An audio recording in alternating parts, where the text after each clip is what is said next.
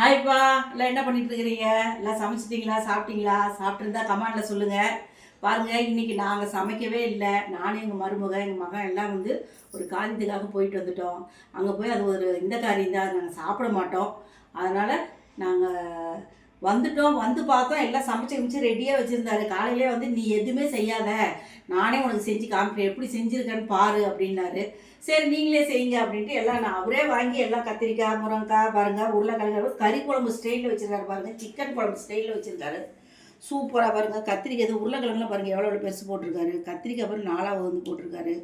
முருங்கைக்காய் வந்து அதை காட்டுக்காரங்கிட்ட வாங்கினாங்களாம். அந்த மாதிரி இது வந்து கறி குழம்பு ஸ்டைலில் வச்சுருக்காங்க.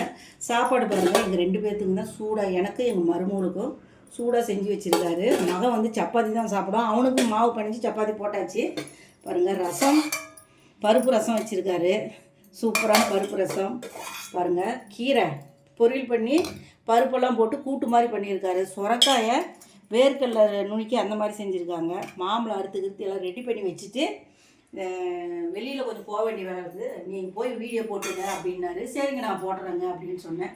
பாருங்கள் எவ்வளோ சூப்பராக ஒரு ஆம்பளை பாருங்கள் எப்படி செஞ்சு வச்சுருக்காரு. அப்பா சூப்பராக செஞ்சுருக்காரு. நாங்கள் சாப்பிட்டு பார்த்துட்டு எப்படி இருக்குங்கிறத நாங்கள் கமெண்டில் சொல்கிறோம்.